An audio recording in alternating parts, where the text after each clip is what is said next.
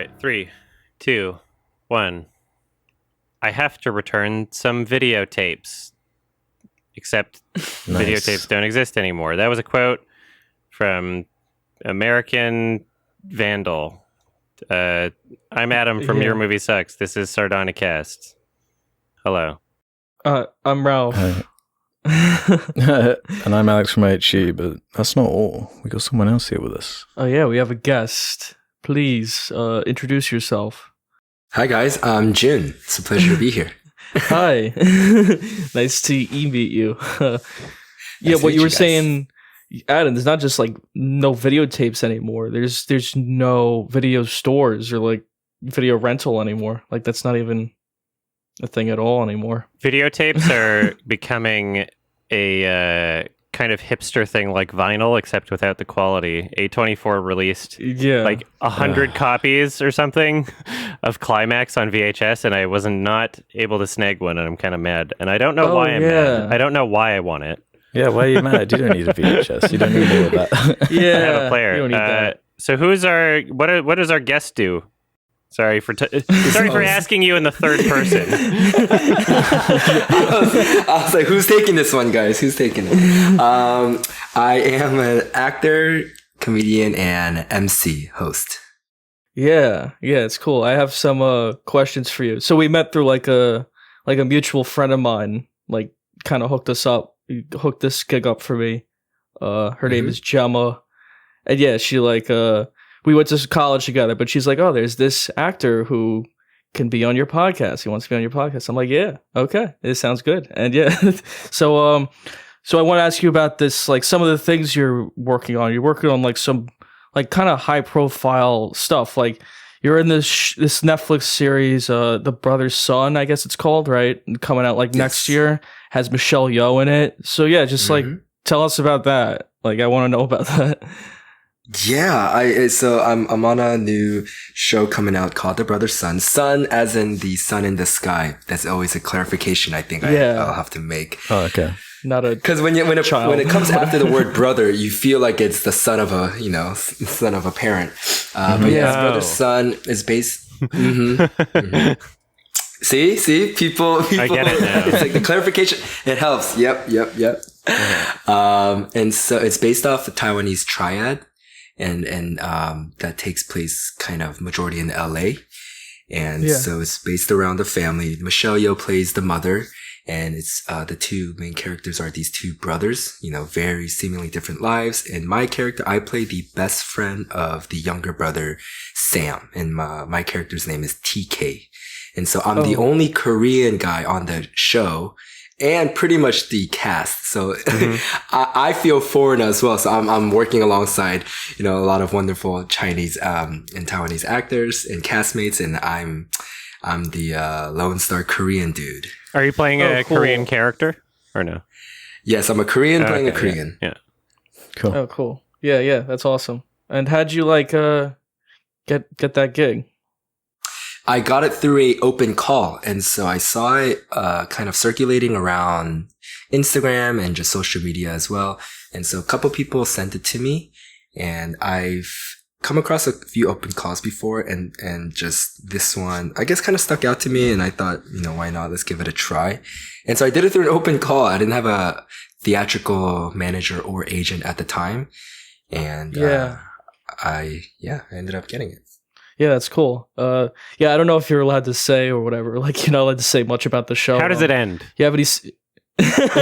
No, not that. Do you have any scenes with like Michelle Yeoh? Like, did you get to like meet her on set or whatever? Oh yeah, so I have a multiple scenes with her, because since I'm the best friend. Oh great. Yeah. I get it's a lot of the scenes where we're at home eating or just having meetings out the house.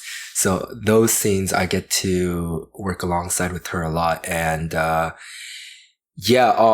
only have really good things to say about Michelle. In all honesty, I think what I like most about her is she has a great sense of humor, and she's light and she's fun.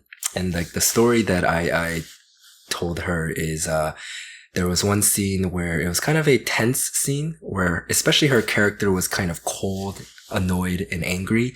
and she storms out of the house. And so I'm off camera because I was just in the shot. And so I'm just waiting for the scene to end.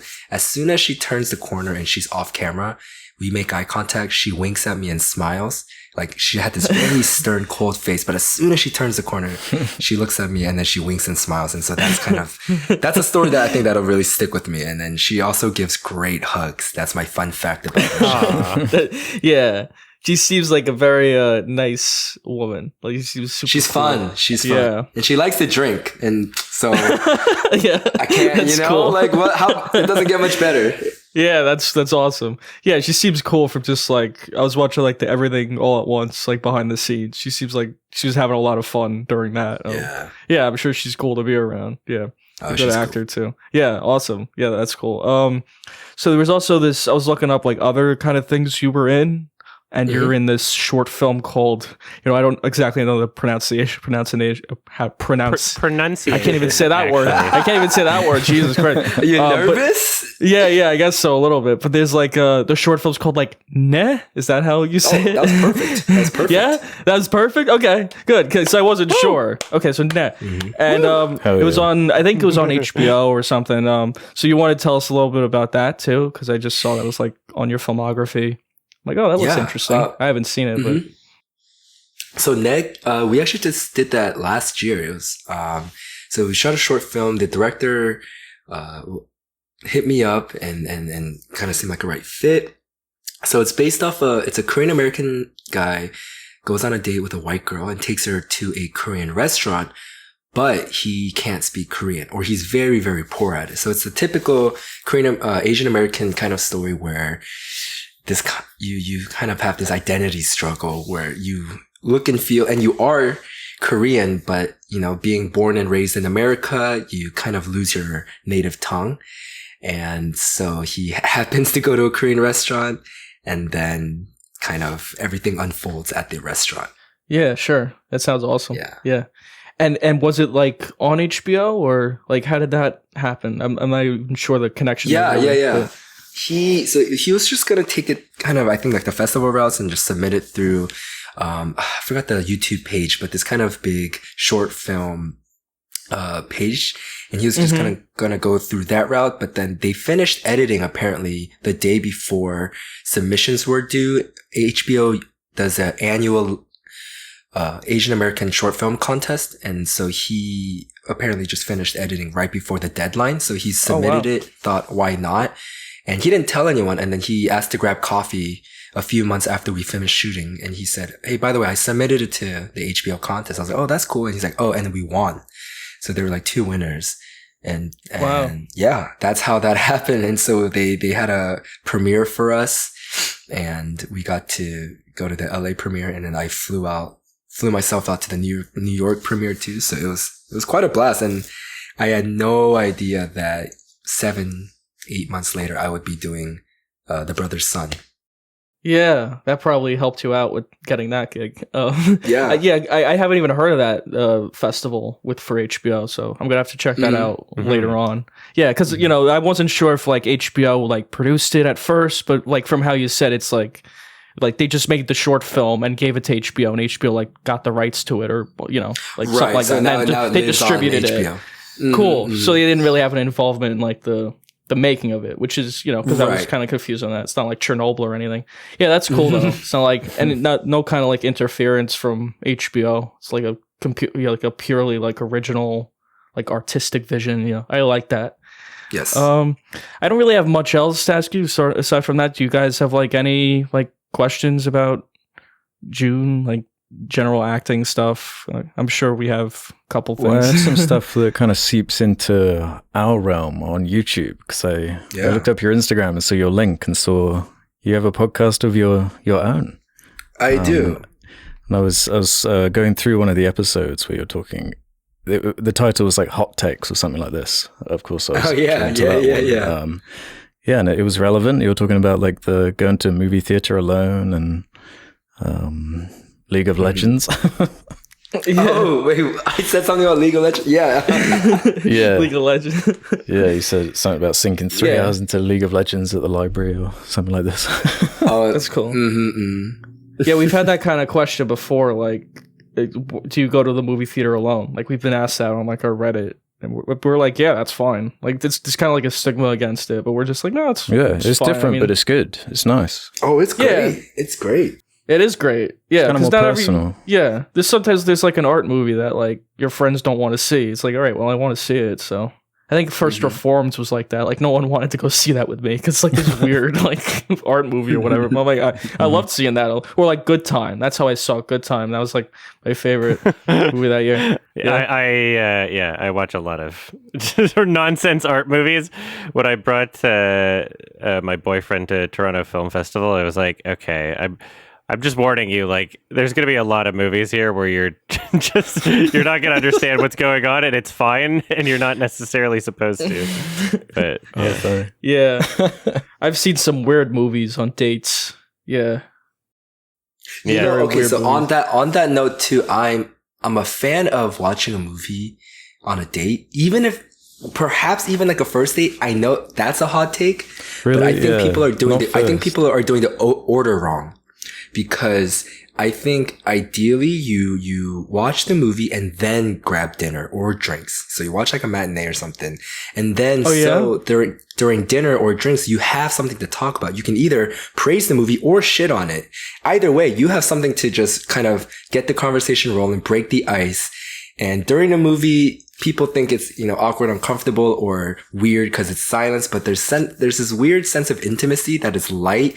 And it's fun, especially if it's like a horror movie. There's light skin contact here and there. There's little jump scares. Yeah, that's true. I think it can be kind of cute. And I think that is kind of a taboo and stigma that, I think if you just do it, I think you're just doing it wrong. And it can be fun. Yeah. That's interesting. Yeah, you made a pretty good case. Yeah. You've clearly thought this through. Yeah. I've done both. Yeah. Like when I saw Nope, that was like it was like a second date kind of thing. Like we already met, but we did the drinks after. We went to dinner after. Yeah, so we like talked about the movie for like an hour. Like, yeah, there's all this like symbolism. So that was interesting. But at the same time, when I saw Vortex, that's a weird date movie because it's just about a couple. Adam, you see, that's a weird date movie. But like, I don't know. We got drinks before. I had like this is somewhere in like New York City, like IFC Center, like around there. I had like the strongest beer like I've ever had. I had one glass. Delirium. It was like, I think like 20. It was like 20% alcohol or something like that. Wait, like I was 20%. Yeah, it was like crazy. I don't know what. Delirium Tremens probably. That Belgian beer. That might be it. I'm like, oh, this is interesting. Like you don't even taste it really, but like. Man, I was like fucked up during that movie. Like I was watching the whole movie. I was like, whoa, dude, I am drunk. Like this is funny. Crazy. That's probably why I enjoyed it so much. I'm a fan of that. That's fun. I actually that was fun. Too. That was fun. I've seen scary movies kind of tipsy, and that's fun. It's just such a weird movie to watch like that because it's so like dark and whatever. Yeah. I guess you could make the case for both. Sure. Mm-hmm. There was funny. One date that I had that was a first date where we saw a movie. And because I was doing like Vancouver Film Festival stuff anyway, I was like, oh, I'm going to be seeing this. I might have an extra ticket. And so this guy that I'm meeting for the first time, and I also brought, some other friends that were going to see the movie anyway. And after the show, my roommate, my friend who you met earlier, Gael, is like, oh yeah, that guy, I actually know that guy. He's dating someone else. And he turned out to be a massive piece of shit. He was just like, he was like, he was cheating. He was trying to cheat on someone else with our first date. And so, that was fucking piece of shit. I have trust issues already, but now I have someone at least. Yeah, that's awful. Yeah. You got to ask during the trailers. It's like, so are you in a relationship or? Yeah. At this point, that's kind of, yeah, people are weird. Yeah. Big F. You're kind of a comedian also, like you do comedy stuff on Instagram. I saw you have like some funny posts on there. I mean, you better be if your Instagram handle is going to have the word comedy in it. If if I'm self-proclaimed, I better be something. I would hope. Yeah. It's just like it's just the most like depressing facts. Like your feed is just like, oh, I'm gonna review the movie Threads.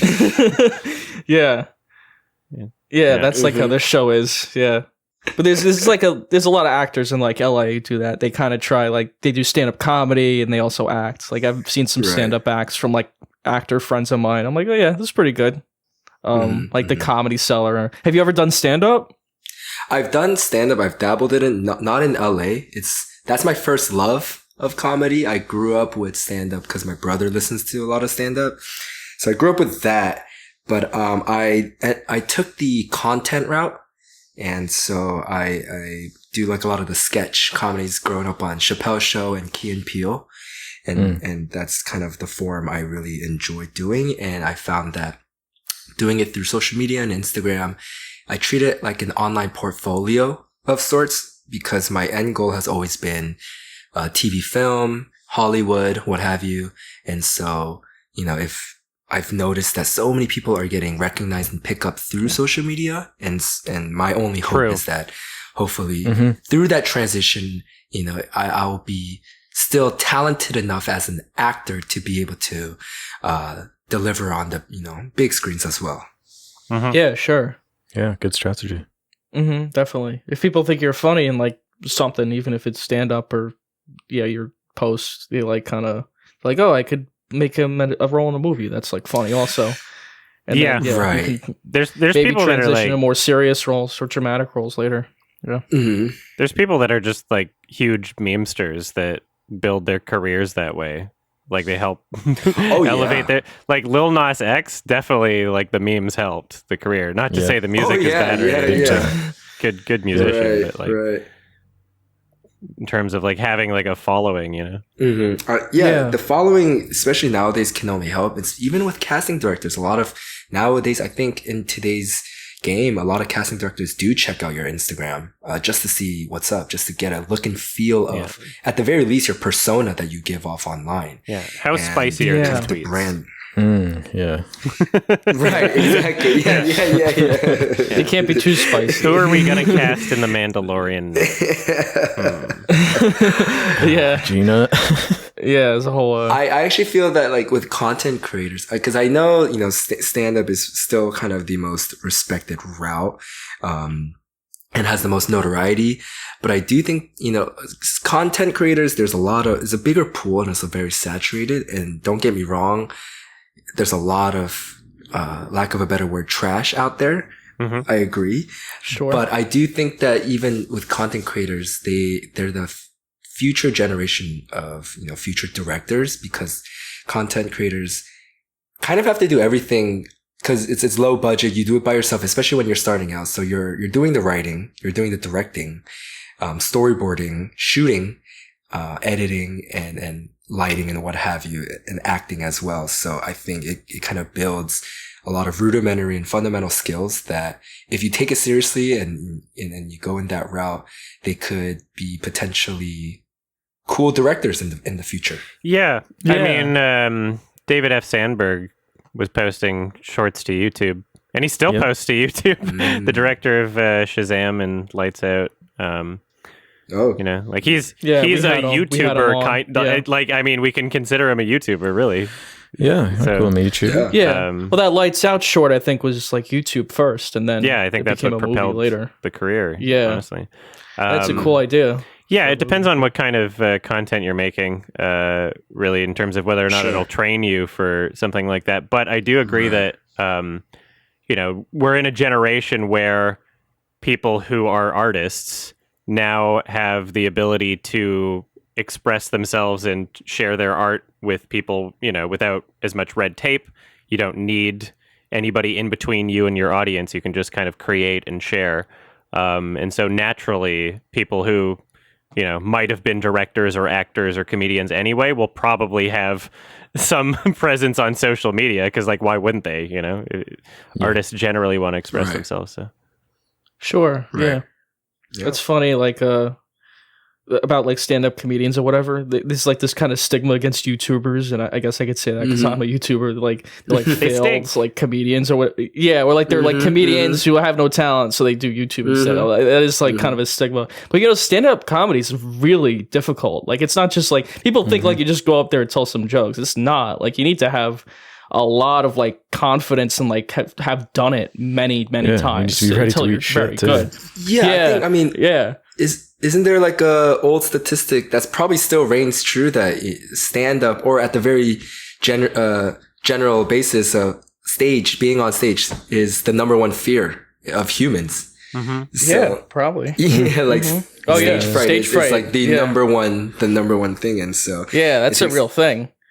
And like most comedians who got up there early on in their career, they like suck. Like they're just terribly bomb. Like, I've seen that before. Yeah, it's part of the process. Yeah. If I were to ever try stand-up comedy, I would have the benefit of likely performing to a bunch of people that already like me and already just find me funny no matter what I do. Whereas like people starting out and building their audience in stand-up comedy, you're really just rolling the die as to whether or not people are just going to not gel with the type of humor that you have, or your personality, or whatever, your looks.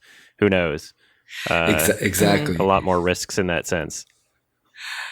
I got the beauty of with emceeing, in between transitions, that's where I test out kind of my bits and stuff. And let me tell you, man, the thing with stand-up comedians, that silence is deafening. It is loud. Oh yeah. Oh yeah. It makes when you a nervous. joke doesn't hit, and then that silence that comes after it, man, it's piercing. Yeah, you hear one guy like cough in the back.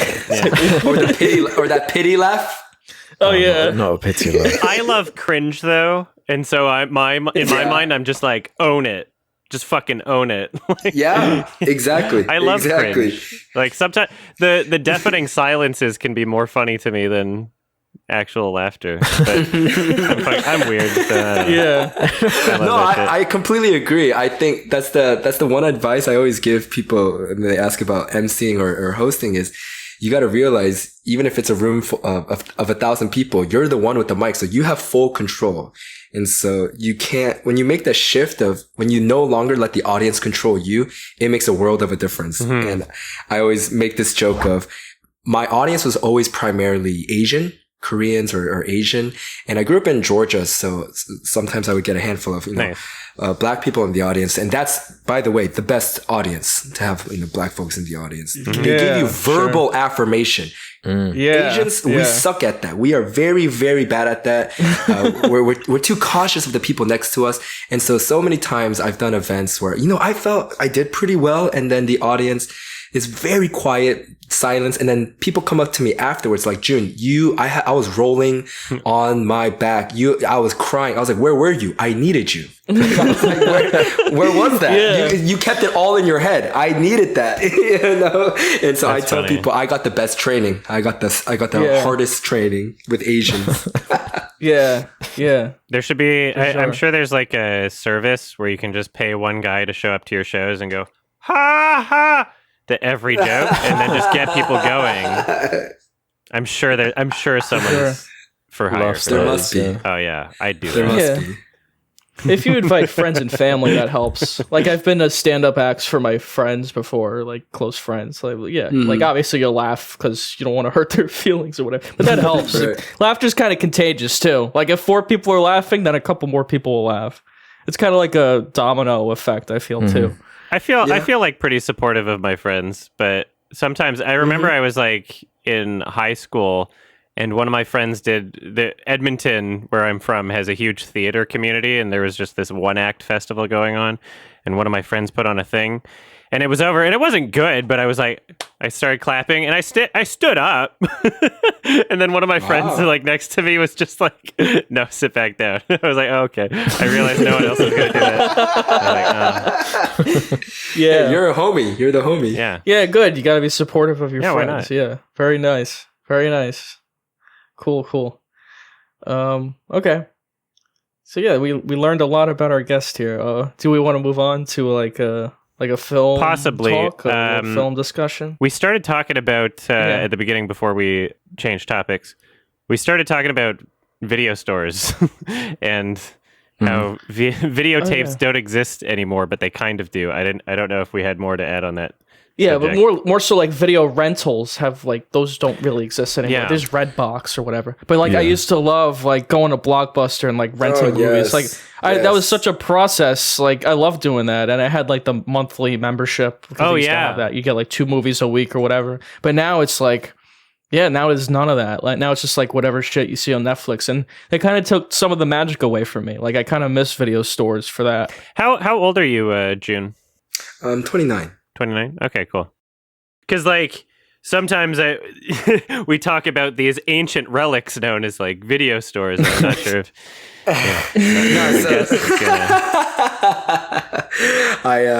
Well, look, I have a brother that's 8 years older, so I kind of got a taste of his generation into mine. But I grew up with Blockbuster, and it was walking distance from my house, and I can still remember the smell walking in. The carpet and just going through the aisles. And I agree. I do miss the novelty experience, right? I worked at Blockbuster. Yeah? Oh, yeah. That's right. I was the only person there that knew anything about movies. It was crazy. And I don't say that as in like having the right opinion about movies. I don't mean that. I mean like knowing basic things. Like everybody else that was working there was just, I'm here to make money and I work in customer service. And so a customer would come up and be like, oh, what's a good recommendation? And every other employee would just be like, ask Adam, because he's actually seen some of the movies here and nobody else actually watched anything. It was crazy. Adam, so that means you were the grocery store employee that can just guide everyone to which aisle. He's like, where can I watch? Or who's tried any of the food. It can tell you what some of the food is like. Not just the employee that would give you the top recs on Yelp, right? Yeah. Yeah. I feel like there's so many movies I discovered just from that, like going to the video store. Like there's so many obscure movies that people are like, how'd you know about that movie? It's just like, I was at Blockbuster and I liked the cover. You know, that's a whole other thing. Like movies. Judge them by the cover. Yeah. No, the covers. That was the big thing. Just being surrounded by covers in the different sections. Each one had like a different vibe to it. Yeah. Now movies are they're so different now because people just like look at the rating or whatever on Letterboxd. Like, oh, is it a good movie? But back then it was just like whatever cover like grabbed your attention or like some genre, go like the genre section. Like I want to watch every horror movie. Yeah, it's like something like that. It was so different. It's just weird how things change. And I feel like younger people are missing out. That's just how I feel about it. I do miss the era of movie posters and just the cover. Because when you go to a cinema, movie theater, like when you see a really good movie poster, it sticks with you and it kind of stays with you. And you're like, oh, that was a really cool, I'm intrigued. And even with like Blockbuster, you see the cover, and so I do miss that. Yeah, for sure. There were like 3 movie rental places within walking distance of me. One of them was Blockbuster, which I eventually worked at. Another one was a place that offered 7 movies, 7 days, $7, as long as they were old VHS. Wow! So anything that wasn't a new release, and that's what sparked me doing my, I guess, horror movie phase, because there would be like 7 Nightmare on Elm Street movies. I'd be like, well, just rent them all on VHS, play them. I watched Evil Dead that way, and like Know What You Did Last Summer, just a bunch of slasher things. So that was awesome. And then my favorite rental place was a place called the Movie Studio, where they just gave you free popcorn. You didn't even have to like rent a movie. Kids would just walk in there and be like, "Can I have some popcorn?" They'd be like, "Yep." And they that's cool. They actually cared so much about their selection, and they had like a great alternative section of just stuff that didn't fit into any particular genre, which I always loved. And you could ask them to order in weird things just from the internet. So just in their store, they would have rentals for Red versus Blue DVDs and like Strong Bad emails, just things where it's like, oh, a DVD exists. Let's order it in. Somebody requested it. And they actually, I kid you not, they had a section not blocked off or anything, for hentai. It was just, there's a hentai section. And it was, oh, wow. Yeah. It was a really, really cool video store that I'm sure does not exist anymore. But I miss you, the Movie Studio in Edmonton, Alberta. Yeah, there were a few of those. Yeah, the ones that just tucked around the corner. Yeah. They're a fan of the arts. Yeah, there's still a couple video stores left, but they're very like novelty places. I remember a place in LA, and I just looked it up. It's called Cinephile Video Movie Rental. Like that's like the only one I could think of that's like still open. Yeah. And that was a really nice one. Like they didn't just have new movies, they had like different genres, like, you know, kind of old genre, like blaxploitation, like those kinds of movies. They had like movies sorted by director, so they had like director's section, like only Scorsese movies, only like Brian De Palma, and it was like all ordered. They even had like little like grocery bags with like Kurosawa on it or whatever, like directors. Hey, you could buy. I'm like, oh, that was so cool. Yeah, but that's kind of like a more novelty thing. Like, there's not a lot of places like that left, sadly. Yeah, and even that's like not the same. There's one more video rental place from Edmonton that I forgot to mention. The Lobby on White Ave, which is run by, I think, just one guy. And it's mostly horror movies. This guy loves horror movies. And he'll just have them playing. And there's like a couch and a TV just in the video store place, just playing horror movies on loop on repeat. And so you have to go down some stairs and you'll just hear like screaming and chainsaws and just all this stuff. And when I was there, I'm not sure if this is still the case, but when I was there, it shared a building with a daycare, which was the funniest thing to me. Just kids like drop off your kids great. Like in the next door over. It's like screaming and chainsaws happening. Like, Rah! Yeah, they hear it next door. Yeah. That was awesome. Yeah. That is cool. Good old nostalgia. I guess good days. I guess we can talk about the film recommendation from Ralph. There was a movie we all watched that speaking of screaming and horror and chainsaws actually. Yeah, that's true too. The movie from we'll get right into it. I guess the movie from 2002 called American Psycho, directed by Mary Harron, right? I think that's how you say it, and starring Christian Bale. One of his most iconic roles. One of the most iconic films, probably after Batman or whatever. Like right after Batman. It's from Batman. 2000, not 2002. The sequel was 2002. Sorry. Did I say 2002? I think you did. I thought I said 2000. Well, maybe I'm wrong. American Psycho 2. There's a sequel? What? We'll talk about that too. Wait, yeah, save that. So I had no idea. Starring Mila Kunis. Yeah, we'll mention it after. Okay. I heard 2002.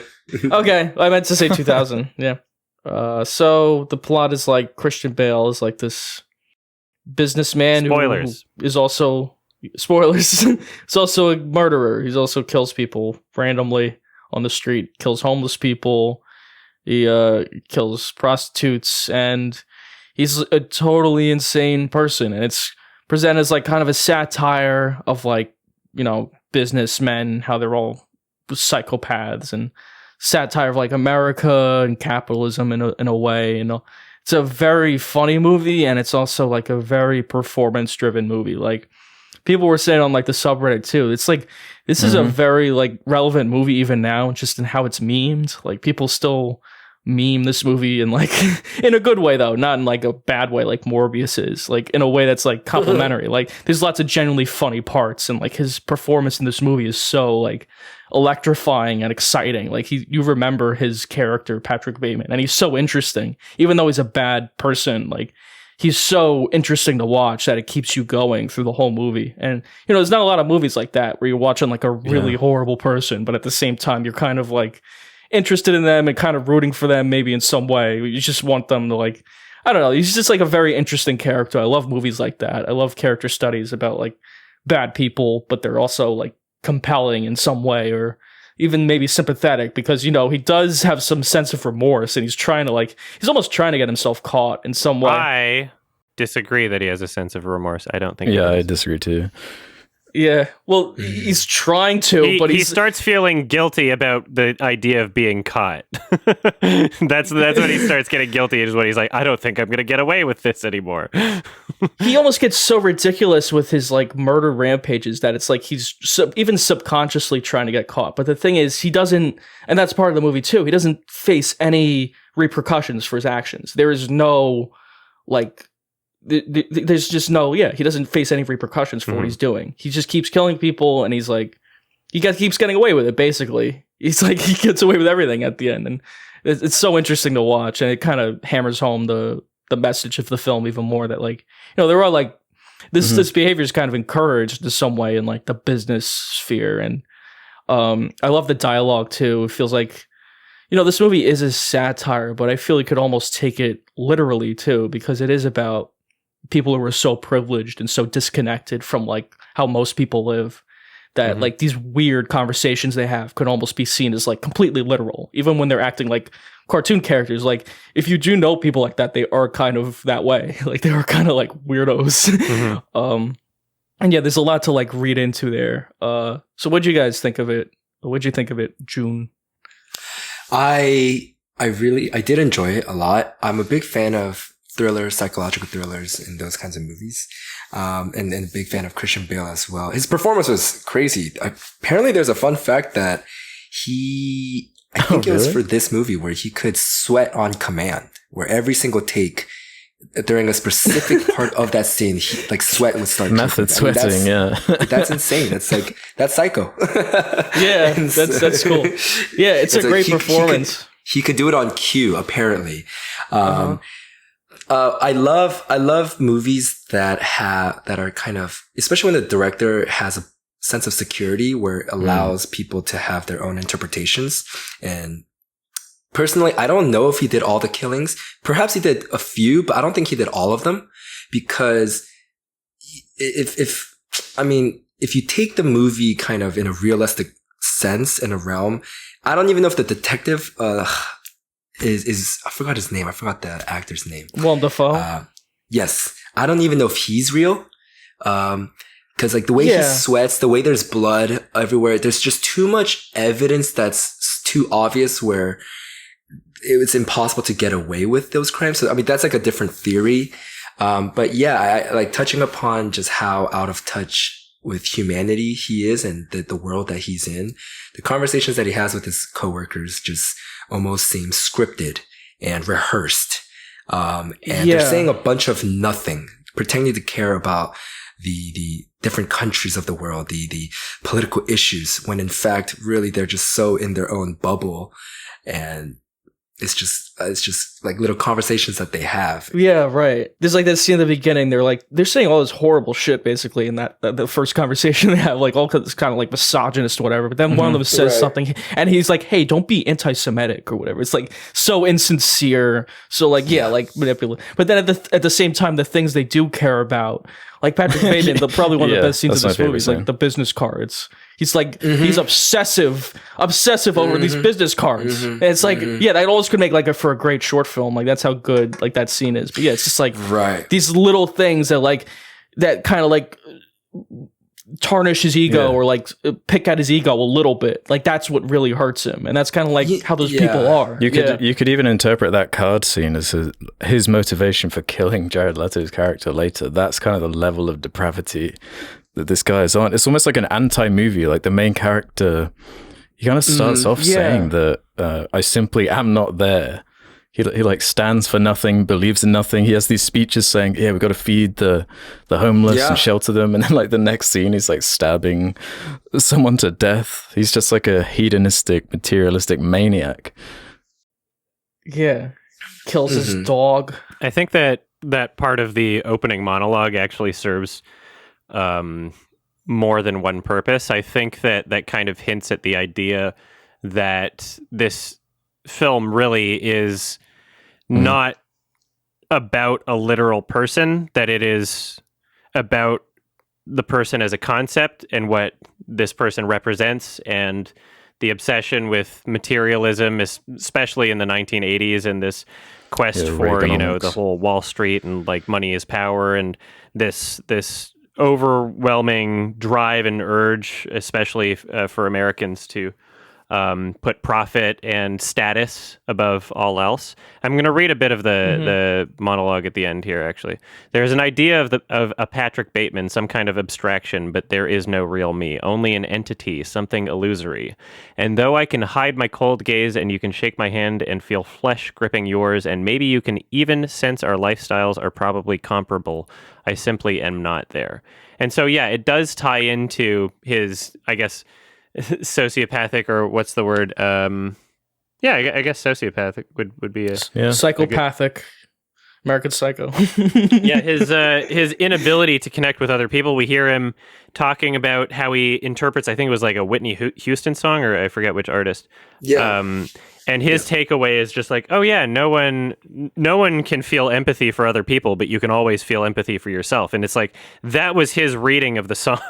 and just this even gets repeated at the very end of the movie. Like one of the, I think maybe the final line inside his head, or one of the final lines was, what did he say? He said, "What's inside doesn't matter," right? I think part of what it's getting at is when they say that behind his face mask, this sort of ego that he's painted on himself to elevate his status, because they're saying there's nothing behind that. I guess what they're also saying is that he is the sum of his possessions in a way, which is also kind of what he's trying to be. It's kind of what he views himself as, is the sum of his possessions, the sum of his status, the sum of his ability to get into certain restaurants. And yeah, that's a little bit of a ramble, but I think that's that makes total sense. For. Yeah. And to your point too about like that it's embodying like not just like one character, but like kind of a collection of ideas of like, that psychopathic kind of behavior and like business or whatever. There's a lot of like mistaken identity in the movie, or like people pretending to be other people confusing people with other people. Yeah, he like, doesn't exist. There's a lot of that in the film. Yeah, like exactly. He literally like doesn't in the film. He's also, an idea, right? Yeah. He lacks any identity. Yeah. Yeah. And like people confuse, like he pretends to be Paul Allen, his lawyer at the end, confuses that. That he doesn't even think he's Patrick Bateman. It's implied like that, like he thinks he's someone else. Like that, it's very confusing. But yeah, that does kind of. His identity is his business card. His identity, is just all of his possessions. Yeah, and it goes in like, okay, is this in his head or not? Because the lawyer says like he was with Paul Allen, like at the end of the movie, he had dinner with him at some point, even though it's like after the point, like way past the point where he died. But you could also interpret it like, okay, maybe he confused Paul Allen with like some other businessman, because these people are so interchangeable. Like they all dress the same, they all act the same, and that's like the point of the business card scene too. They're all like, like they all have their business cards. They're all just trying to one up each other. They're all the same, like they're all playing the same game, and it's just like, it's like this like toxic kind of thought. It's a movie directed by a woman, but it has like. It's like a great movie about like kind of toxic men, or like masculinity. Yeah, toxic like kind of behavior of like men. Yeah, and it's like a great example of that, I think too. Like it's not just like, oh, well, men just don't have to make movies like that. Like a woman can make a great movie about like a male dominated industry, like the kind of business people that comes with it. Yeah, and make it like really compelling. I think it's actually great that this was directed by a woman, because I think that also allows public and critical perception to the satire becomes a bit more obvious. There's been films that have been equally as satirical that have been directed by men, like Under the Silver Lake, where they would have scenes of like, oh, there's a topless woman and there's a man treating a woman terribly, but then people would call it sexist. Whereas like this film, people don't really call this film sexist, even though it has like the equivalency of scene. I would argue like even weirder or more sus, if we want to call it, scenes than Under the Silver Lake. Like he's chopping these girls up and like fuck. Just there's an entire scene where he's just gang banging two women, and there's lots of nudity. It serves a purpose. Of course, I there is a purpose to it. I would argue there is equally a purpose in Under the Silver Lake, but it's just doesn't have the same response critically. You're exactly right. For sure. But, even in saying that though, that this has come up in episodes before about the satire angle, but the satire is so good that it does leave a portion of the audience weirdly romanticizing this main character. It's literally me. Level of satire. Yeah, where instead of seeing the psychopath for what he is. I think that I think the sentiment that a lot of people can either relate with or observe in other people is this, especially with Patrick Bateman. Because I forgot the quote, but he has this level of self-awareness, but it's to the point where he's so out of touch that he has the awareness that he's not there, but he can't do anything about it. Even if he wants something to be done about it. And it almost seems like even with the murders, there's almost like a cry for help. And even when he admits to it, confesses it to those people, they don't even care. Because exactly. These kinds of heinous acts are common in this world, that he's in blue collar, white collar crime, what have you. And, not only is it common, but they don't care. And it just kind of also shows the very superficial relationships, interactions that goes on. And even with Patrick Bateman, he falls in love with the image of himself, becomes obsessed with the presentation of himself. And I see that a lot in LA culture, and it's very easy to get sucked into when you're in it. And so when I was outside of California, it's easy to there's so many memes about California. There's so many memes about people in LA, like types of people in LA. Mm-hmm. But when you're in it, when you join kind of the echo chamber and the bubble, it becomes a little bit more normalized. And so, not to talk bad about any sort of thing, but just as a general principle, if not careful, it's very easy to become a part of your environment, right? Yes. Yeah. I agree. Yeah. It's funny how people idolize him. It's weird. I mean, he's so funny in the movie, but so I get it, but yeah. It's this it's this funny kind of dichotomy of a very, like a hot serial killer. That's very common in Hollywood. And, who's the guy? Who's the, I'm blanking. Zac Efron just played him. Who's the really famous man? That movie. Dahmer. Yeah. Not Dahmer, Ted Bundy. Ted Bundy. Ted Bundy? Oh, yeah. It's like, cause he had that whole, he had a posse. Yeah, sure. Yeah, it might definitely be playing up on that. And he even mentioned serial killers in the movie. Like, he quotes them, like, out of nowhere.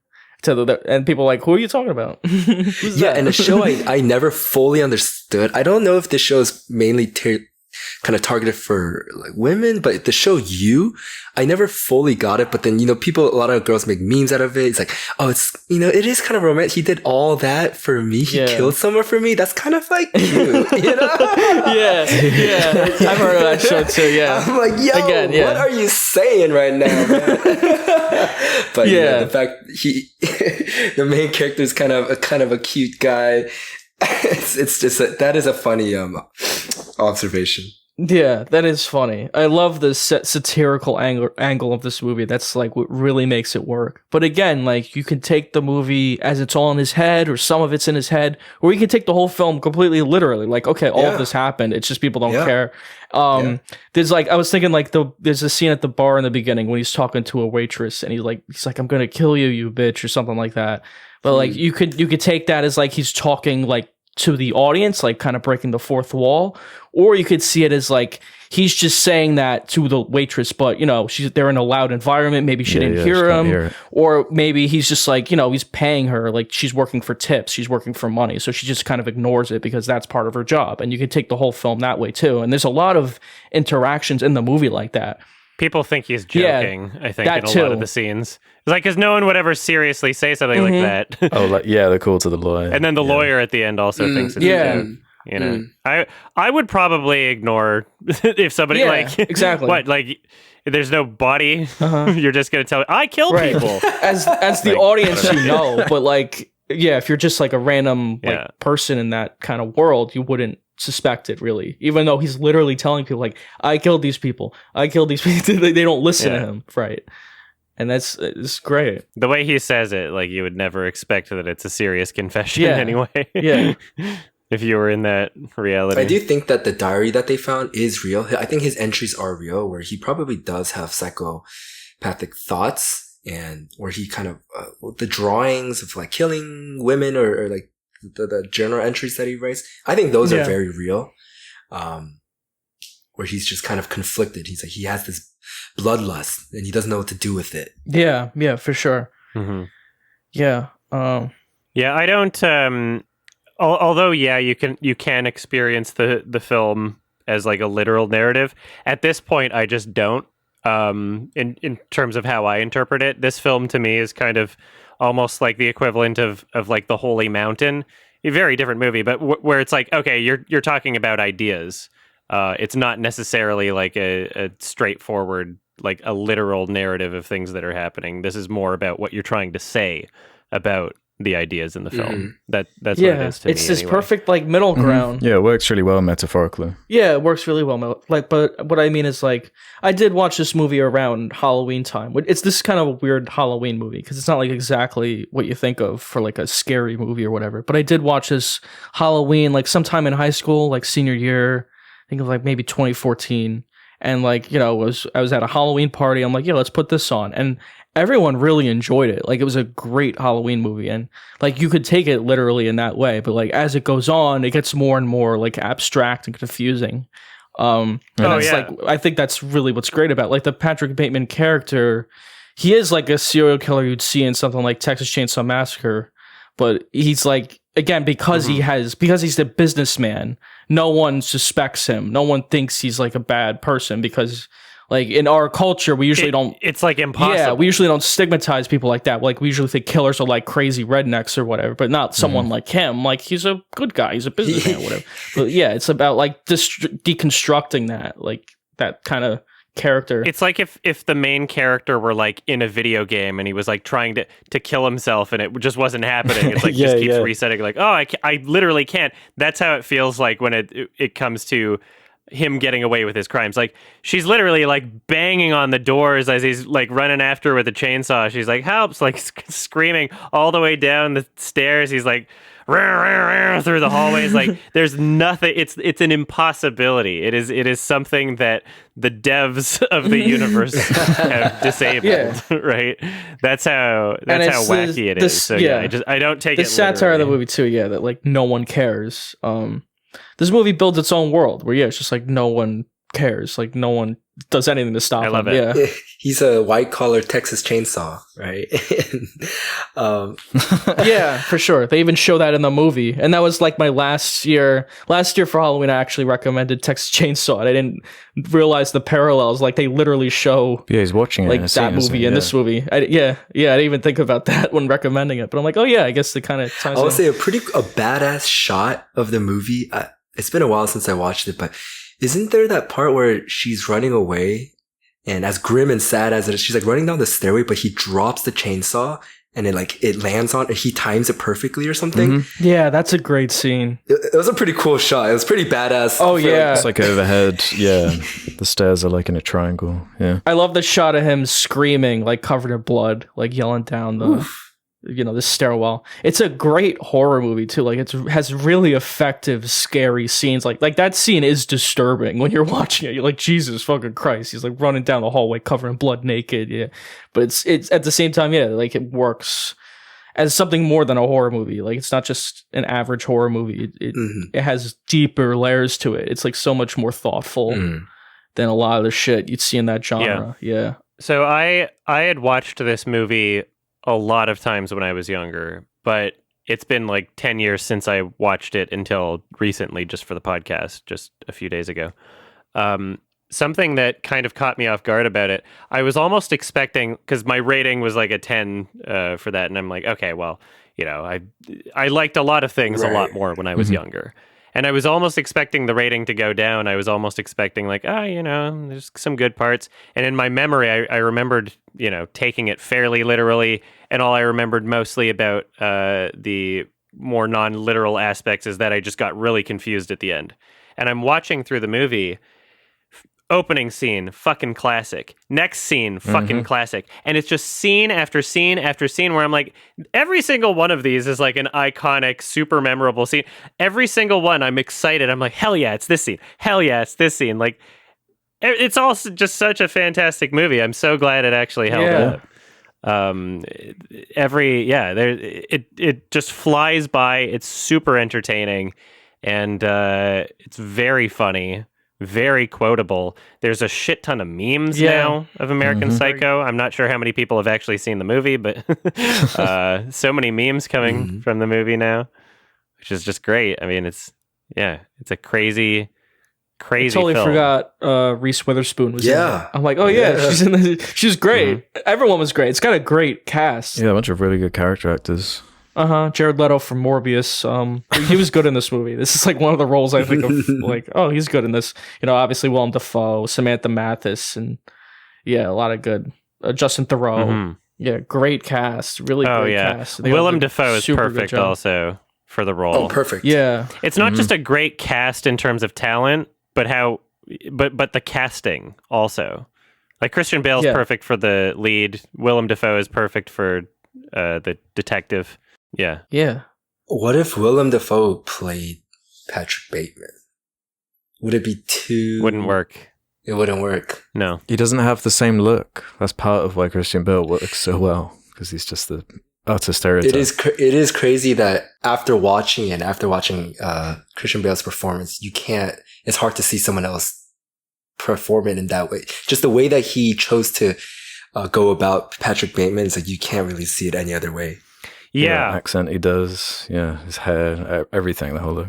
It's so over the top. It's almost like a Nicolas Cage performance, but it's like really, really good. Not to say Nicolas Cage hasn't it reminded me of that. It did. Yeah, you're totally right. It reminds me of like Vampire's Kiss, except maybe it's just more meaningful in this movie. Like it actually serves a point. And the fact that it's a satire helps a lot too. Yeah, because he's able to just be that too. Yeah, turn it up to 11, and it's just it's a really fearless performance. Like it's so out there. It's crazy. He's so good. The way he speaks reminded me of just the amount of fakeness and dishonesty in the way that he interacts with everybody around him reminded me of some like alt-right political commentators. I was like, oh shit, he's kind of like now with that like in my peripheral. Oh, that's where they got that. I'm just like, he predicted that. Like you talk exactly like some of these people. Yeah, Christian Bale's an actor's actor. Mm-hmm. Yeah. He's all about like his look too. Like he tries to look like absolutely perfect. He's obsessed with his looks. Yeah, like people from like this to then what, The Machinist and then Dark Knight. Yeah, he says I can always be thinner. Like he's just obsessed with like his weight and his muscles and whatever. Like having sex, he's looking at himself in the mirror, like doing flexing his muscles. Points at himself. Yeah, buddy. Yeah, total hedonist. I mean, Vice. His transformation in Vice is unrecognizable. Oh yeah, true. I mean, he's always been a good actor, even like in lesser movies. But like every actor has bad roles, I guess. Like he was just in Amsterdam, obviously he's not. But like that's just part of like act. Like some actors, you're in movies like Morbius, and then Jared Leto's in this, and he's great. So it's like, you gotta. That's what I always say. Like actors have a range in their career. Like sometimes they take roles that are not so good, but get some good roles later. It's just part of the industry. I just watched a snippet of Christian Bale's interview from GQ 2020 or 2022. I don't know, but he was saying how so many critics and people around him were saying, "Hey, don't do American Psycho. It's going to be career suicide." He's like, all right, I'm going to do it. Why not? And they were like, hey, don't do Batman because that's all you're going to do. You do one superhero movie. That's it. You're going to only be able to do that. He's like, fuck it. Let's try it. And so I love that about him, especially as an actor, his gusto and confidence. Willing to do anything. Because he says that it's like, as an actor, if I can't, and he's like, if it ends up where I couldn't deliver, the results will show itself. So he's like, I'm willing to take on the challenge. And if it turns out that I wasn't good enough for it, then so be it. Then that's what it will be. And so let's see. And so I love that kind of willingness to take a chance. Yeah, sure. He takes a lot of like calculated risks. For this film too, he was not paid very much at all. He was apparently paid less than the makeup artists for the film. He made like peanuts off of this, but I just can't imagine the movie without him. He's such a great part of this movie. It's like he makes the movie, basically. I mean, there's a lot of other things about it that work, obviously, but he is like the glue. This movie just would not work without him. He stole the show. Does carry it. For sure. I think he's in every scene. I mean, he's a huge presence in the movie, too. Yeah. He is so great in this movie. It's what makes the movie. Yeah. Hey, Paul. Yeah, I love this. Whack. It's so slimy. Yeah. starts Such a good yelling. scene. Every scene is just iconic. It's just I love it. I just want to watch. For sure. Every scene is like a YouTube upload that you could just revisit. Yeah. That's Yeah, true. and I love the gore, and I love it's really like explicit movie too. Like it does not shy away really from much. It's super bloody, nudity, cursing, calling people bitches or whatever. Like it totally delivers on like everything you want to see in like this kind of movie. It's super entertaining. Yeah, I loved it. I love watching it again. It's very rewatchable. Yeah, Mhm. and it's very memorable. Mm-hmm. So I watched it with someone who read the book, and just on the gore front, just want to tag on the end. Yeah, I watched it with someone who'd read the book, and they were saying like the book's even more kind of ghastly and visceral with that kind of stuff. Like, I heard it's really? descriptive. Rats getting a book. Yeah, very descriptive. That's what I was taught. And then when I went to watch it on iTunes, I saw it was advertised as the uncut version. So I don't know if that is a more kind of extreme. I don't know what the differences are. I think I've only ever seen Probably the uncut. minor differences. Yeah. Oh, is that the HBO Max one? Probably not. But I watched the one on HBO. We don't have HBO Max here, so I had to. Yeah. 4K Blu-ray looked great. It was the uncut version. Yeah. Oh, cool. Would recommend. Yep. I'll definitely watch this again. So. All right, are we all good to give ratings or anything else you want to mention about it? Anybody? No, I think we're good. I think we're good. Yeah, I think we're all in agreement that we like it more than like it. Yeah, no, I think it's great. Yeah, I think it's fantastic work. I love it. I love this movie. Super awesome, bloody satire. It's funny.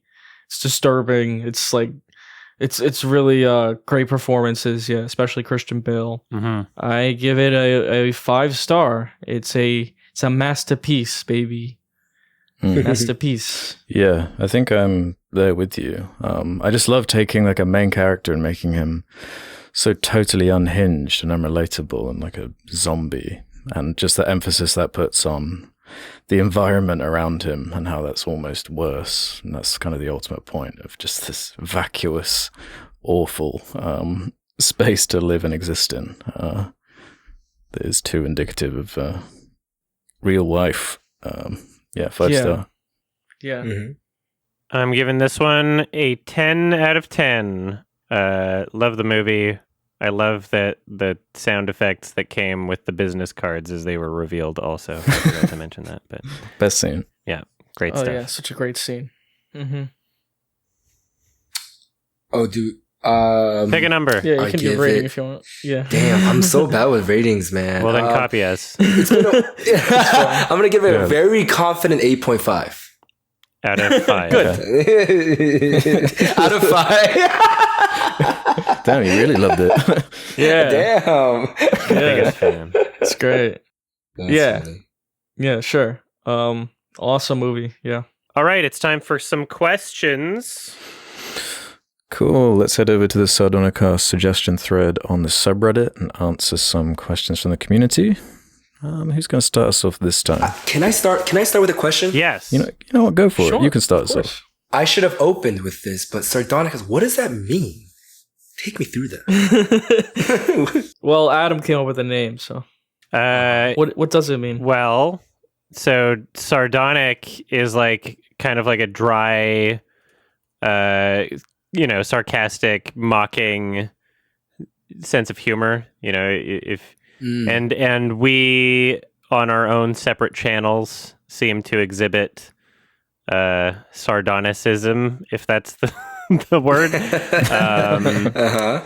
And cast is a collection of people. So you combine the two words together, you get Sardonicast.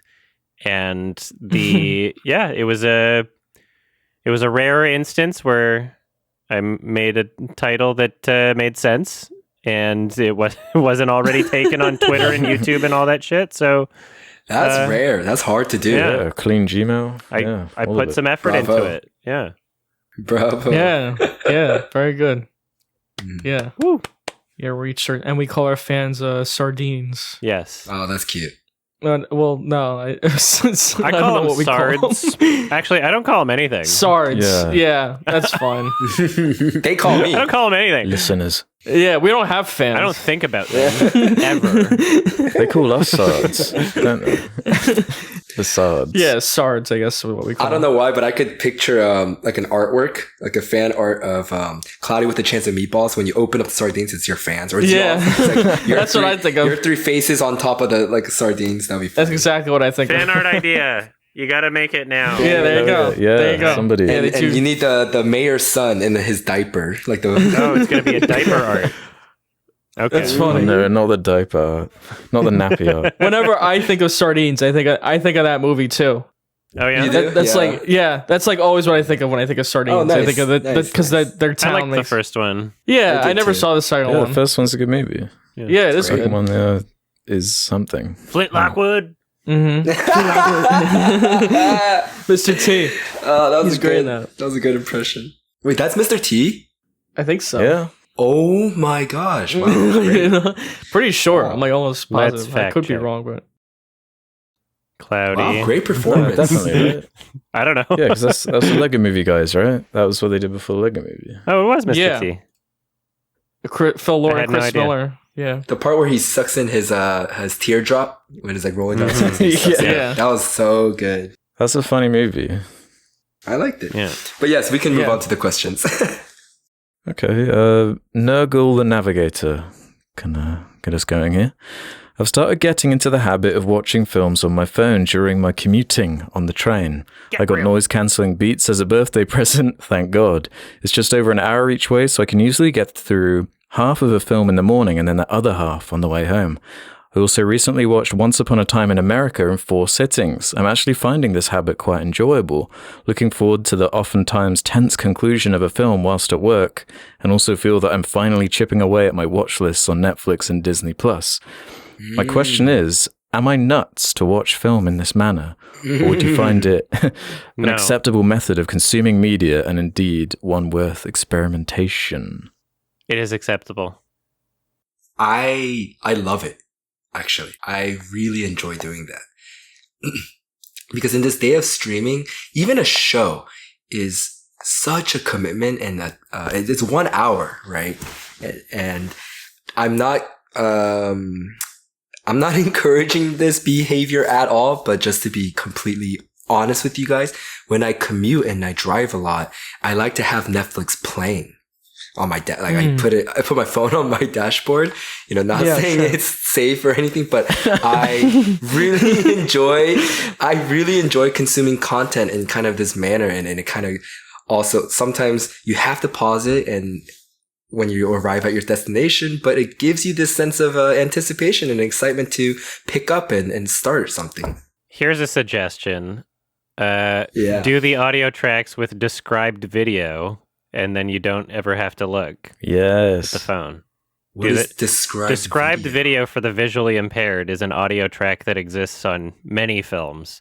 Mostly popular. If you ever buy like a big franchise Blu-ray, I'm sure it exists on Netflix too. I don't know if it's on everything, but Yeah, it does. yeah, I think so. Probably for Netflix's own programs. But yeah, do described video, and then you'll have it. Basically, there'll be a narrator describing the scene as well. Oh, okay. Yeah. Okay. I think I've said before, I like watching movies all the way through.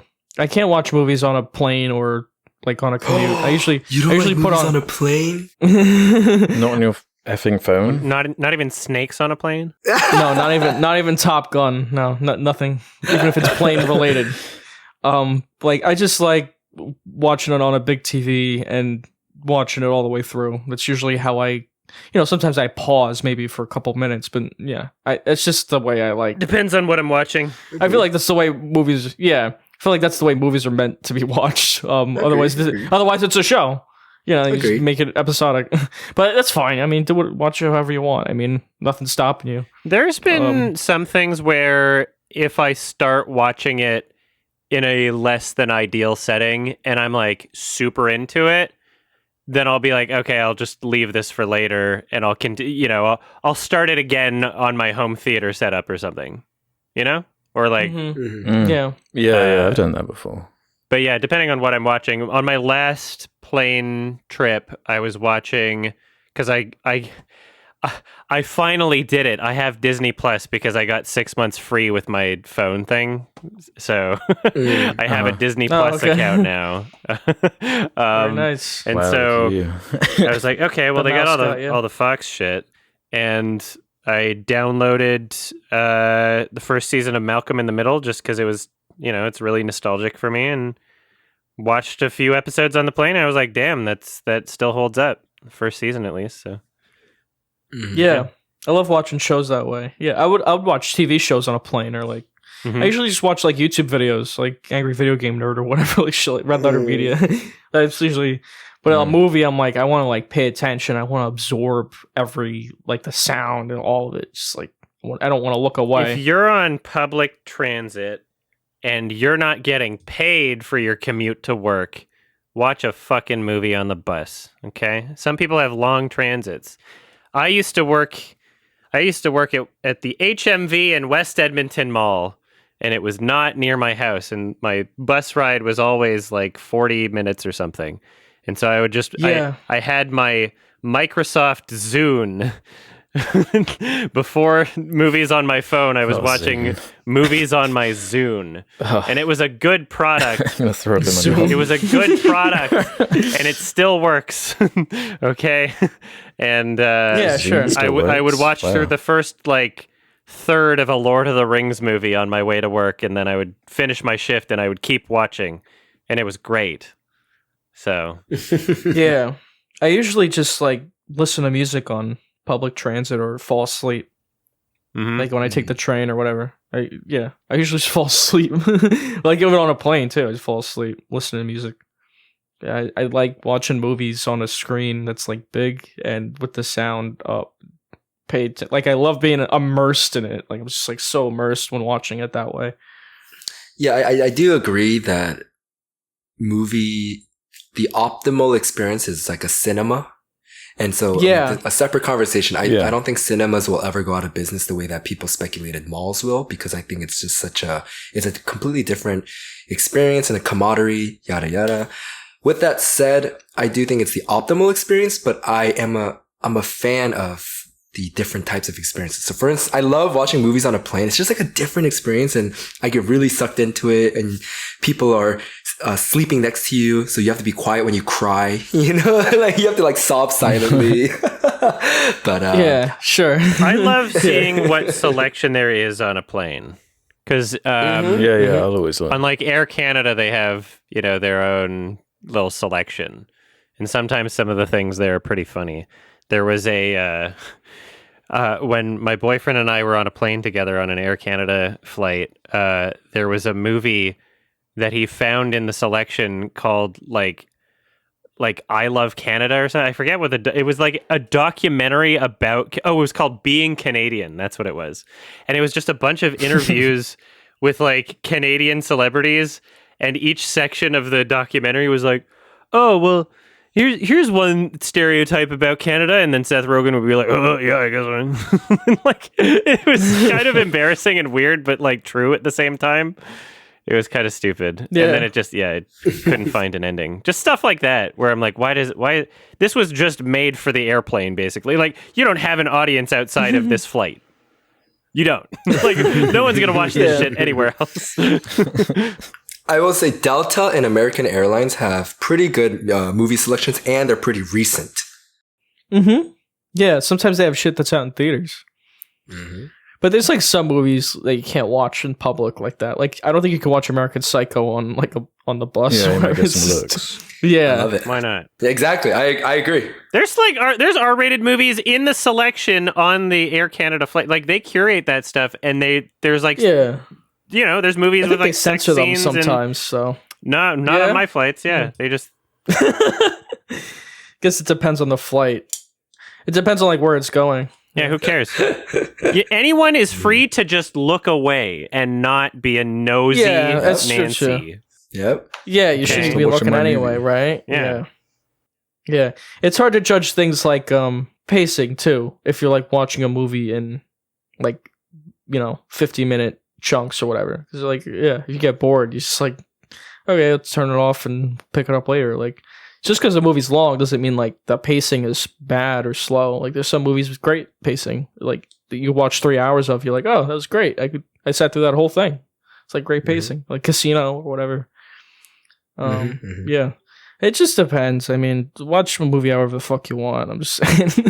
Yeah, as long as you're enjoying the story and engaging with that. Like, who really cares, like, what screen you're watching on? Like, who actually cares, apart from David Lynch, like, who's really getting upset? Right. Surely the more eyes on your story, the better. Yeah, sure. Depends on the effect of it and what you're going for. His movies are very, like, immersive visual, auditory experiences. You're supposed to be, like, invested in them in, like, a certain way. Okay. All right. Anything else? It's valid to answer the question. Valid. You are valid. It's fine. You are valid. You're now officially valid. It's okay. I validate you.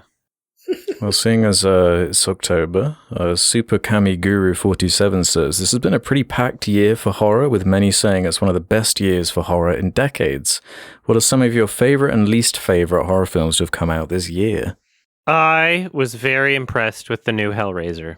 I'm a Bruckner boy. I love David Bruckner, and that was him. Yeah, and I can't. I didn't look up any reception to it before I watched it.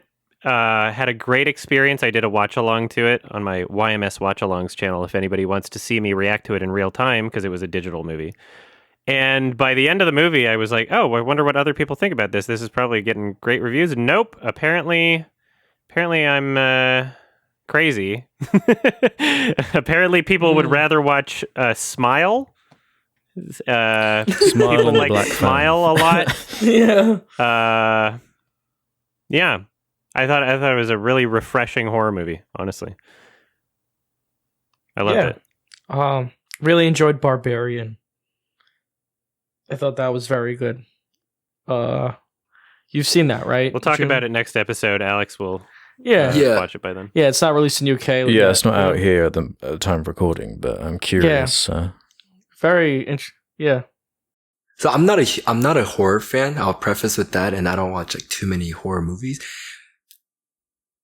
So I went into that movie blind, and I didn't like it. But I know we can't get too into it. But yeah. I don't know. Maybe I'm either missing something. It's very polarizing. I'm in the middle on this one, actually. I like respect it, and I think that some parts of it work really well and others don't, and I respect it for being different. But in execution, some parts could have been a lot better. Yeah, is how I. Yeah, it's different. You know, I'm just so sick of like A24 having a domination over horror movies. Like anything that's not an A24 horror movie, I'm like, oh, that was refreshing. Because it's just like so many of these come out, like X, Pearl, and Men. I did like Men though. Men was like almost its own thing though. Like I guess you could call it horror, but it's more like an art house horror movie. Barbarian's like a straight up horror movie. I'm like, yeah, I think they turned it down actually. It was like pitched to A24. They didn't like it. I guess I don't know. There's like they didn't like some parts of it. I'm like, oh no, it was really good. Yeah, their movies can feel samey. It's just like different companies making horror movies. Like I will see Smile at some point, just because it's probably not the same. Right? I did like Bodies also.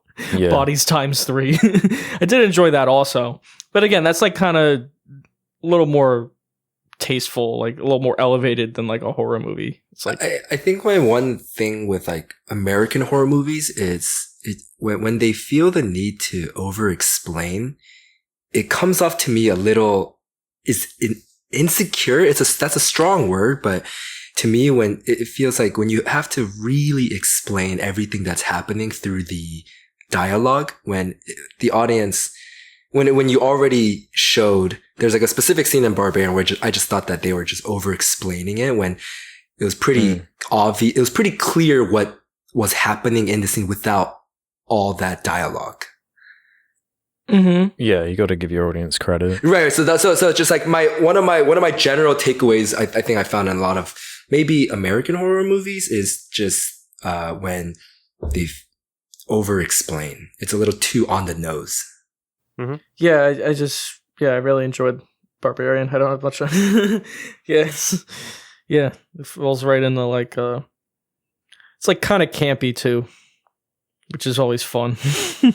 Like it's part like the audience was like really into it. Also, it's a good like audience movie. Normally, I hate that when people talk during That's movies, true. but not It was a good not, audience not during movie. not during this one so much. Like this one was pretty good audience experience. Yeah, And people were like, oh, I agree. what the fuck? Yeah, I agree. Yeah. There was, yeah. There was a sense of camaraderie in that for sure. Yeah, at first, like I feel like so many horror movies at first they get like really overblown reception, but then it kind of like fizzles out. Like I think that happened with Black Phone, where at first people were like, oh, it's amazing, but now it's kind of like settled down a little. Like, yeah, it was okay. Like it's not like the greatest movie. It's definitely better than like it's a little more tasteful than like something you'd see, but yeah, it's kind of also not that scary. It's very Blumhouse. I did enjoy that more than the new Halloween, which I thought was a piece of shit. I mean, it made Black Phone look like a masterpiece. Honestly, the last one was bad too, right? Yeah, it was How bad. many of these damn films have they made? Yeah, I am not feeling in any way obligated to watch the new Halloween movie. Yeah, nor should you. Yeah, it's like that thing we were talking about. Prey, like Prey's a good like horror action movie. But the thing with that, like, you know, the Predator's in it, but it's not like Predator porn the way that like Halloween Kills is, and like this new one is. It's just like all. Mostly Halloween Kills, actually. It's just like, oh yeah, Michael Myers killing people, like that's what you want to see, right? It's like, no, it's not like, you know, Halloween's a good horror movie. It's not just about like the kills. It's not like a kill count movie in that way. It's about creepy, like, but like in Halloween Ends, everyone's just like clapping when people are getting murdered, like, yeah, cool. It's like it's not the desired effects like you should be having when watching a horror movie. It should be scary. Should be like disturbing, and people are like clapping because they just like they like the gore or whatever. They like the gore effects. Like woohoo! Yeah. It's like nah, it's not what I'm looking for. The new Hellraiser was like the first horror movie in ages where I actually cared about the characters and it was like I was into the narrative of whether or not they got hurt or died, and I was like, oh shit, and I like felt bad for people. It's an absolute rarity for a horror movie for me. So yeah, it has really good gore as well. Yeah, it's just so many horror movies. Yeah, you just don't give a shit. Like this new Halloween Ends, I didn't give a shit about anybody in that movie. They were such bad characters. Yeah. A lot of horror movies, it's almost like they intentionally write the characters to be ones that you want to die, as if that's what they think audiences want. And in a way, maybe that's true, because like apparently just people didn't like the new Hellraiser, but I did. So I guess maybe people felt bad, or maybe people just didn't like the characters, I guess, but I don't know. Like I find if the characters are more relatable and believable, and you know, you empathize with them a bit more, it makes the horror elements more effective in terms of like, oh, you don't want that to happen. Right? You don't want the bad things to happen to them, and they do, and you feel bad, and it's like, okay, well, that's a genuine experience, not just like this detached sort of like, oh, fucking die already. Like that's how I feel watching so many horror movies, where I'm like, oh, just kill them. Like, why are we even spending time developing these characters if you just fucking hate them? Like, they're just annoying. Yeah. Mm-hmm. It's exactly Get on with it. It's just hard to care. Yeah, hard to care about some of these characters. Yeah, that's what was good about Nope. It had like likable main characters. It wasn't too heavy with the exposition, creepy concepts. Yeah, big fan of that. When people die, people aren't clapping like in Halloween Ends. Yeah. People getting murdered on screen. Everyone's like, yeah, it's awesome. Like, no, it's not. That's not how you're supposed to be feeling. This movie sucks. Yeah. Oh, man. All right. I guess another question. That's that. Let's do this one from Butter467. Recently, there's been a controversy over the voice actress for Bayonetta being offered only $4,000 to return for Bayonetta 3. In response, she turned down the offer and is telling fans to boycott the game. Do you think that boycotts are effective nowadays, and do you think voice actors deserve better pay? Oh, I can't believe I heard about that. Well, yes, they obviously deserve to be paid. There's no question. That's silly. 4,000. Yeah, they were trying to pay her like $4,000 or something for voicing like an entire video game, which it's a big studio. $4,000 to be the main character. You know, probably not.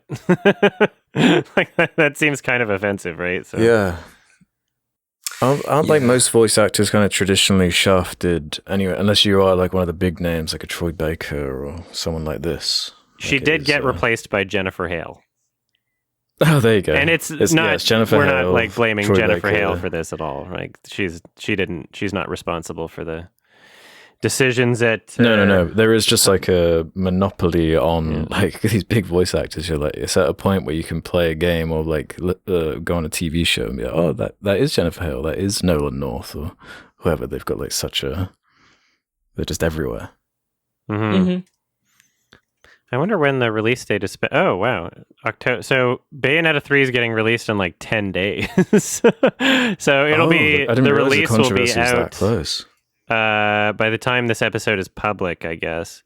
So I guess we'll just have to see if it affects its bottom line or not. I don't know. Like, it's my understanding that people are still going to play the Harry Potter game, right? So I don't. Yeah. I think with a big franchise like that, it's kind of hard. I have no idea. It's like like anything like Marvel or Disney or like Star Wars. It's hard to like boycott. Yeah, like what do you mean by controversy? They're so popular. You know? Like, do you mean controversy as in people angry on Twitter for like a day? Like, I don't know if like, that's actually going to seep into the sales of a game. Like, Harry Potter thing. I agree with the movement of being paid more, and so I'm coming in completely blind and I don't know anything about this question at all. Sure. But with the pay, I completely agree. But when it's like a project that involves a whole team of people, ensemble, boycotting it for yourself, I don't know. But I do agree that the pay deserves more. But boycotting the entire project for that reason, not sure. Yeah, I have no idea. I'm not involved, but if it's I don't know. I usually support things financially, as in like buy them if the project is something that I'm interested in and it has merit. And I think also, I guess maybe just my mind of being somebody who, makes a living off of commenting on media. I feel like once I open that box of being like, I am boycotting this because of something, then that kind of then I'm kind of obligated to do that with like, I don't know, 20% of things I consume, maybe more. If not more, like half. Half the shit that comes out of Hollywood. There's always there's a lot of ethical. I mean, like every fucking animated movie that exists treats their animators like shit. Like computer animators, like Marvel movies. Like fuck. Yeah, the Marvel movies with the CGI artists, how they're kind of like overworking them. Yeah, but like people are going to go see those anyway. I don't think that's going to affect the Black Panther ticket sales at all. I think it's going to do great either way. That's what I mean. It's like when you're working with such a big franchise, it's kind of difficult to sway people. Yeah, and Twitter is not representative of actual people, as we discussed on the last episode. No, not really. Yeah. It's worth a shot. Bayonetta, that's kind of smaller, so maybe it would affect something. I mean, boycott, and if it does something, then hopefully whatever change that happens, if any, is positive. But we'll see if anything even happens, right? So I wonder how much Chris Pratt got paid for his voice acting work in probably more than Charles Martinet ever got paid. Total. I think that's the probably same more than like his entire career. Yeah, for sure. Oh man. Okay. Let's do this one from Cash Slinging Smasher. That's a good name. Yeah. What is the film that first shattered your innocence and made you realize that movies can be bad? Oh, bad. Bad as in like Just a bad not movie or just like disturbing. I guess bad because like when you're young and you just watch, I know what you mean. you're just consuming content, you never really critically engage in any way, and then all of a sudden there'll just be that one thing that you're like, nah. Not this one. This is where I draw the line. Because there's a huge catalog of older films, like animated movies that I watched when I was a kid, and sometimes I think of revisiting them of like, oh yeah, I'll just see that for nostalgic purposes. But most of the time, if it's in my memory of something, and I have like barely any memory of it. Just I know that I watched it, but I only remember like maybe one part of one scene. That usually means the entire thing was boring, but I lacked the capacity to like to fully comprehend that it was boring, or maybe just, you know, anything being on was just, you know, a way to kill time, and that's just how I consumed media as a child, of just like, oh, something's on, and it was just a distraction from life, and you know, it wasn't necessarily entertaining, but I didn't have the vocabulary or I just didn't know how to express it. The first time I remember thinking that something about a movie was bad, I don't know, this might be, but one that comes to mind is Death to Smoochie, where I was just so confused by the way that things were shot and the cinematography. I was like, what? And none of it was funny, and it was my understanding that it was supposed to be a comedy, and I was like pretty young watching it, like 13 or something. I don't know. And I was like, this is never even heard of that. This isn't funny. Death to Smoochie. You never heard of Death to Smoochie? I've never heard of this. I'm not familiar. Okay, Ralph, you would love. It's like it's about a guy who wants to kill Barney. Yeah, basically. but I'd love it. It's got Robin Williams. Oh yeah, I think Danny DeVito, Edward Norton. Yeah, Edward Norton, Danny DeVito. Edward Norton. Yeah, what the fuck? What the Directed fuck? by Danny DeVito. That's weird. Whoa, he directed it. Yeah, it was I didn't get very far, but I've always been like morbidly curious to check that one out again, because it's just, I guess, polarizing. It's either notoriously bad or it also has some genuine fans thing, kind of like what was that fucking Southland Tales and Showgirls, I guess, you know, like I don't know. Fifth Element. Yeah. All right. Sounds interesting. I'd say like I didn't get into film criticism sites till like I was a little older, like 12, 13. I think that Last Airbender movie, I think that's one of the first ones. I was like, this is not good. Like, it was like the word of mouth was so overwhelmingly negative that it just kind of seeped into me watching the movie, and I'm like, no, this is no good. I could tell it's not a good movie. Yeah. And I love that show. Yeah, that was definitely an early example of a terrible movie that kind of broke me. I hate that movie. It's one of the worst movies I've ever seen. M. Night. Yeah. That might be my least favorite M. Night movie. I can't think of one I hate more than that one. Honestly, even like After Earth and Happening are better. Yeah, no, that's a solid pick. Yeah. Yeah, so mine, I guess not to feed into the meme too hard, but it was 2005. A friend came over with was it a VHS or a DVD at that kind of era? I can't even remember, but it was the original Madagascar. Yeah, I was so like gutturally opposed to Madagascar, mostly based on how it looked. It is one of like the ugliest character designs for animation. Yeah, it's an ugly kind of abrasive movie, and I'll never forget that, watching it on that big fat CRT screen. Oh man, are you a Madagascar fan or something? I liked it. It's just the first one. I don't know. I don't really recall this. I don't really recall the second one. I'm not sure, but damn, you're missing out on the best ones. Escape to Africa. Yeah, that's my favorite one. No. Yeah, it's the greatest movie ever. I think for me, that's hard. One of the first movies I can remember is Drag Me to Hell. It's a horror movie. I think. Oh, you didn't like that? Well, I was really young. I was on a date. It was my first kiss, so I don't even recall the movie too much. Oh, I okay. watched it. So I watched it purely. As a scary movie. I was like junior high school, just so that there's an excuse to, be close and intimate. And I had my first kiss there.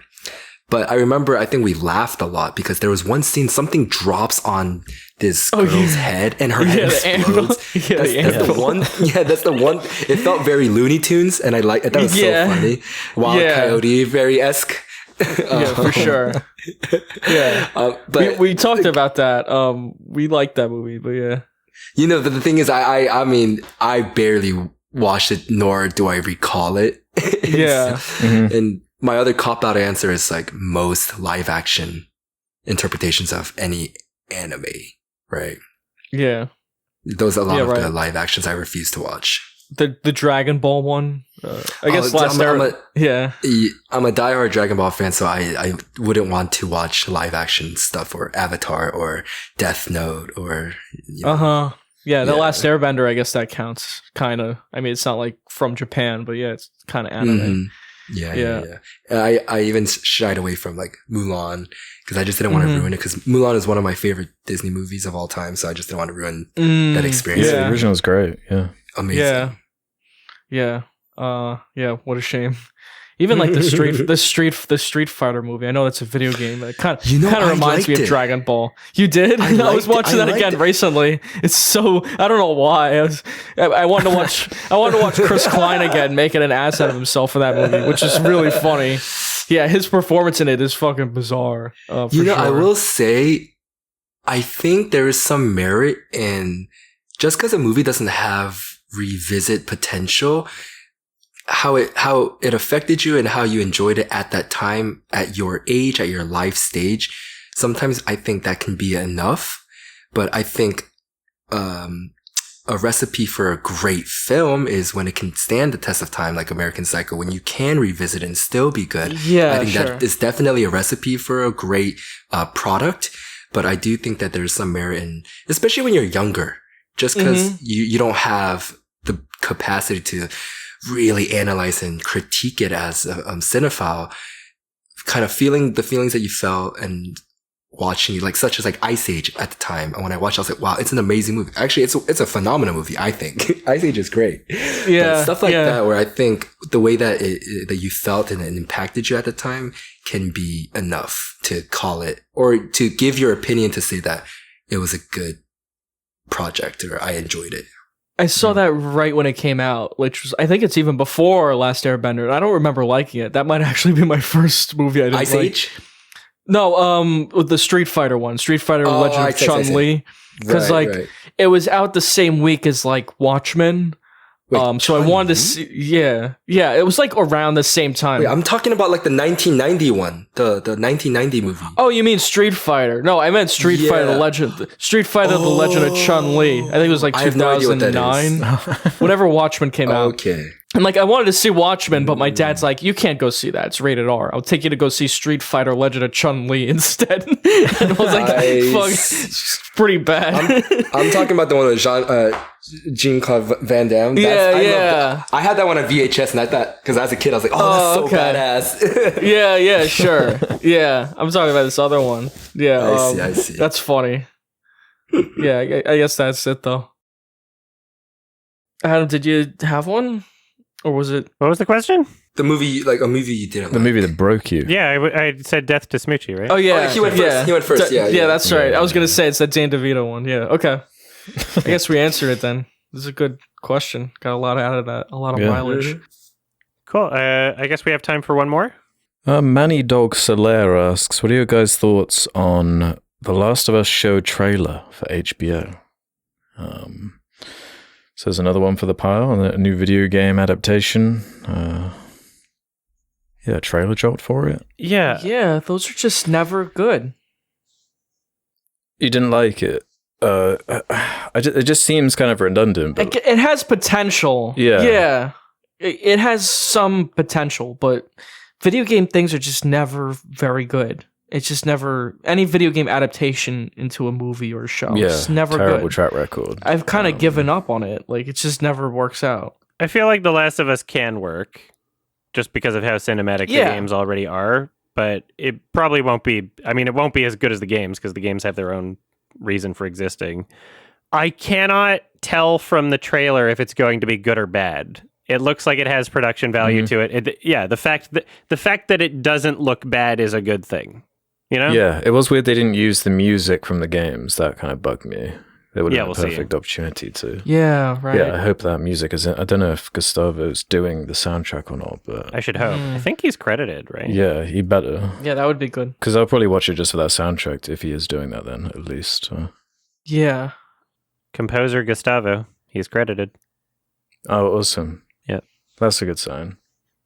Yeah, it's just, I don't know. I just always feel so weird about all these video games being adapted into this kind of form. Like, actually, I did watch like Cyberpunk Edge Runners recently, and I was surprised by how good that was. Ooh, I'm watching it right now. I'm really enjoying it. It's cool, isn't it? It's like really stylish, and is that a series?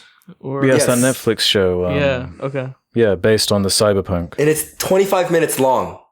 I love that it's like only 25 minutes. Each episode. Yeah, it's only like 10 episodes or something. It's like really complete. The soundtrack is good.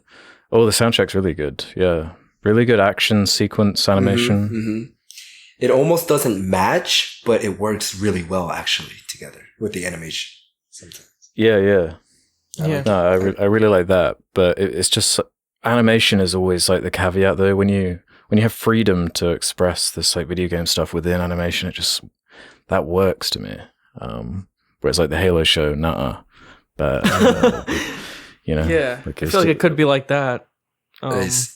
Yeah, I came into it because I've never played Cyberpunk, so I'm just watching it as the show, and it's a little different. It kind of gives me this nostalgic vibes too of when I was like a little younger, and there's a little spunk to it, and I like that the show. I had this thought yesterday of it has video game dialogue, almost like Midnight Club. If you guys played like racing games growing up, Need for Speed, Midnight Club, those very one-liners, but that's part of the show and it kind of works. I like it. Some people could call it corny and cheesy, but if you grew up with video games, I kind of like the dialogue that they implemented into the show. Yeah, no, it's all very appropriate. Mm-hmm. Yeah, I was surprised by how much I like that. Yeah, I'll probably watch it. It's getting such praise. Yeah.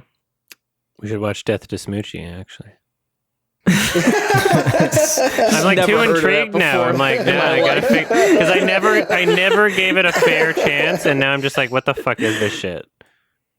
Y'all should have a watch party. Yeah.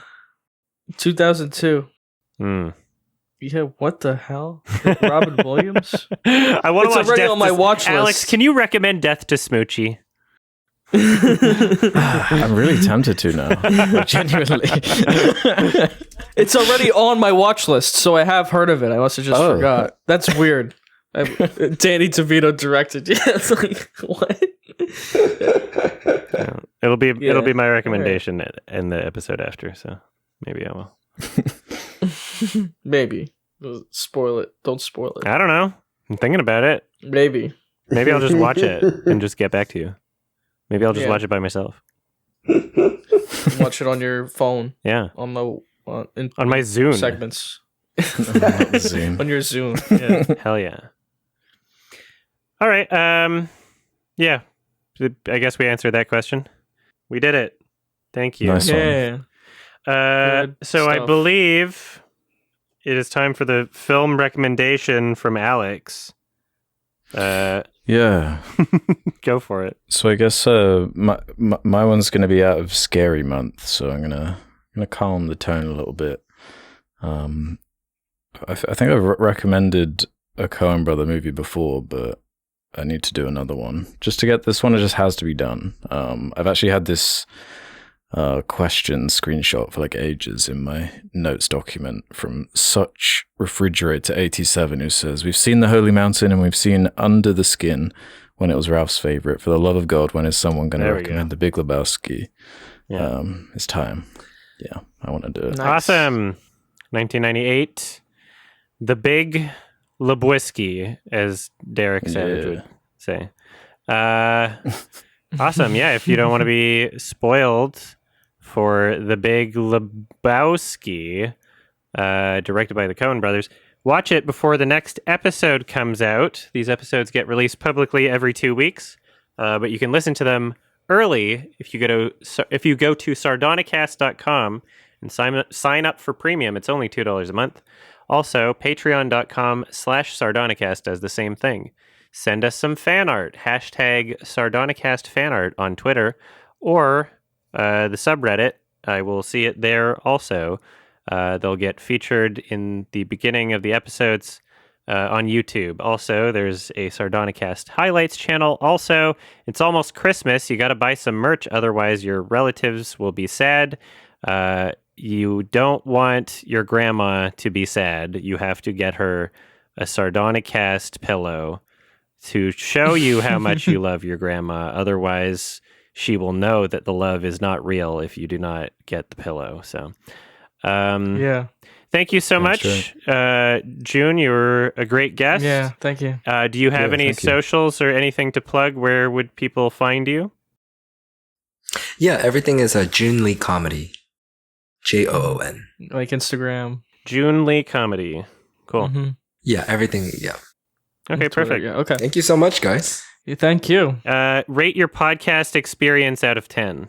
Is there a gun to my head or Yes. Wow, 8.5 out of 5. I'm gonna repeat the same. Okay, That's my same rating. Oh, yeah. Mhm. Consistency. Nice. But it's been so fun, guys. Yeah. Mm. Thank you Cool. for coming on. That was great. Bye, everybody. Happy videotapes. Happy Shrek. Happy videotapes. Yes. All right. I'm simply not there.